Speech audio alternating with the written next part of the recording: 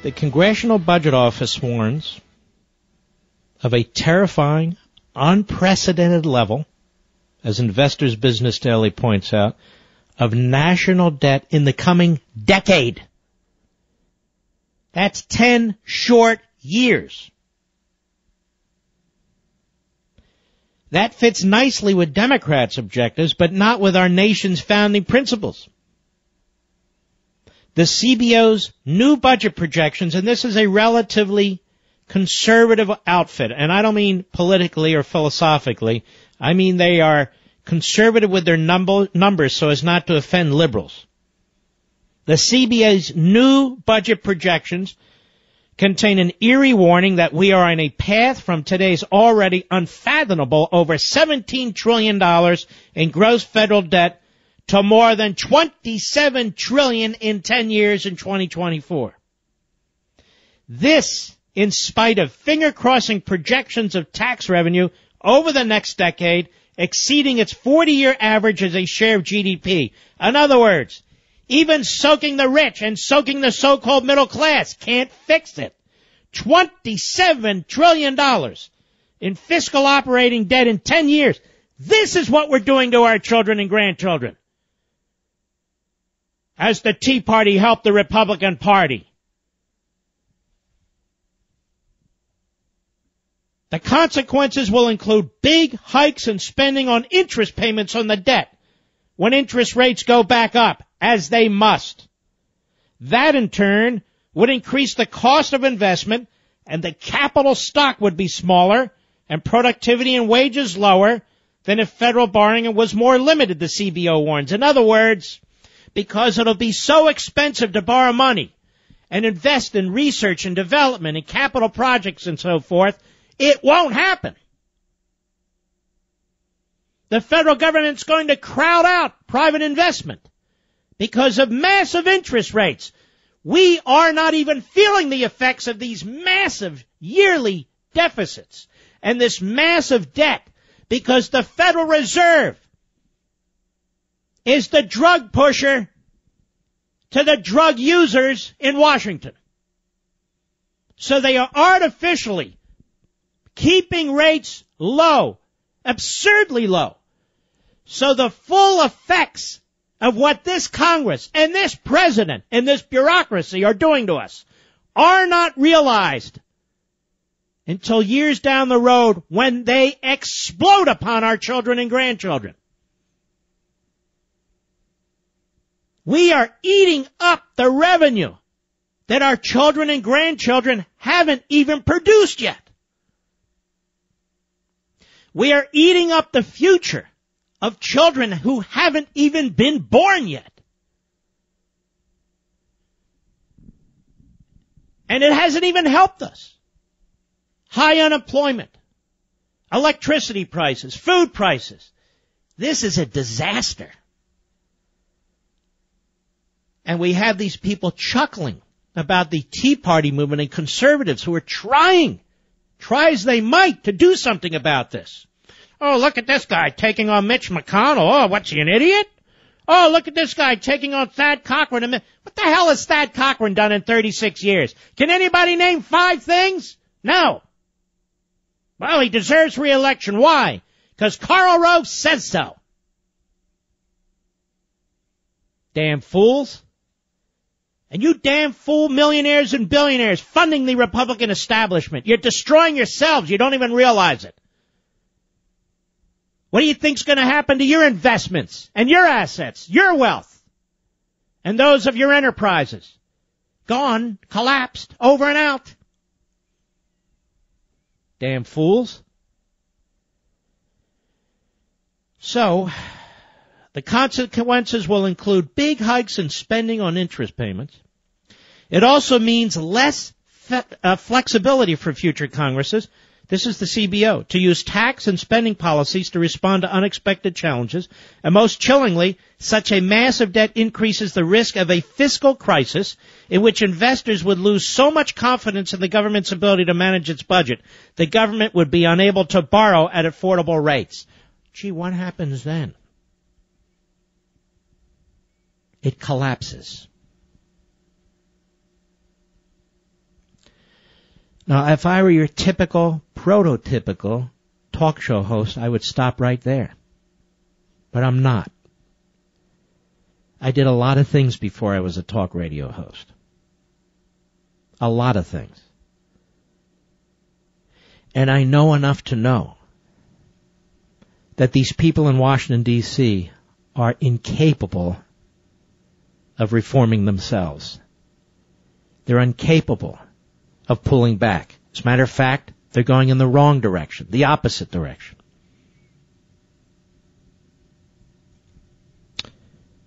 Well, I'm telling you that it's the convention of the states. Don't worry, your eyes are rolling. I'm not going to get into it heavy today, but I'm telling you, that's the recourse. Electing more and more conservatives, Tea Party conservatives, constitutional conservatives in these primaries is the way at the federal level. There are no other ways. There are no other ways. What do you think's going to happen? This is the Congressional Budget Office, for God's sakes. It's not me. It's not some quote-unquote controversial talk show host. It's the CBO. And notice how they ignore it. They ignore what they don't want to see. So the General Accountability Office has said, and as I put in the Liberty Amendments, that they've run two separate models of what they think could happen over the next couple of decades. And they say, their word, quote, unsustainable. These Social Security, Medicare, Medicaid trustees and actuaries, what do they say? Their word, not mine, unsustainable. The Congressional Budget Office, what do they say? Unsustainable. And yet we blithely go along. The libs do. The government does. The Republican leadership, well, we're 1/2 of 1/3. What did you do when you were 100%, Boehner? What did you do when you were 100%, McConnell? What did you do then? When Bush was in the White House, we had the Senate, we had the House. What did you do then? You spent like a bunch of drunken liberals. That's what you did. You expanded the federal government hugely. Now you put this Sununu on TV, who worked under the first Bush, who praises Bush 41 for doing what? Breaking his tax pledge. And lest we forget, it was he who proposed Souter to Bush 41. Trust me, he's good. He was on the New Hampshire Supreme Court, and he was very good. He sucked. Manchurian justice. So what happens? Well, I'll tell you what happens. If the CBO is right, and I have no reason to think that they're wrong, if the GAO is right, I have no reason to think that they're wrong, meaning the people who work there. If they're right, then the economy collapses. All the talk about cutting spending and this program and that program and reforming entitlements won't matter anymore. Because it'll be done, and it'll be done with an axe, and a really, really sharp axe. Right at the root level. And there won't be a damn thing any politician or group of politicians can do about it. What else would happen under these scenarios? They only talk about the economic scenarios, which are dire enough. And again, not mine, the government's own predictions. What else happens when an economy collapses? Well, what happens is the society collapses. And what happens when a society collapses? Well, the rule of law goes out the window. Limits on the power of Washington goes out the window. Contracts in the private sector go out the window. Assurances, promises by the federal government to retirees and so forth, out the window. Bank accounts. What bank account? Well, we have federal insurance. No, we don't. That's nonsense. You think the federal government has enough assets to cover all of our savings? Of course not. What are they going to do, print it? No, that's why the economy will collapse one day. if we don't start addressing this. And yet, with all the news programming on satellite, on cable, on terrestrial, on the network TV shows and so forth, all the news programs, this won't even be addressed except by me. It's boring. Who wants to talk about this? Let's talk about that over there. None of the other talkers talk about that. Let's talk about that. Who wants to talk about the death? Oh, for God's sakes. Well, this will be the biggest of all news stories in 8, 9, 10, 11, 12 years, won't it? Though I'll be gone from this job 10 or 12 years, not before. But the fact of the matter is, everything will change. Everything.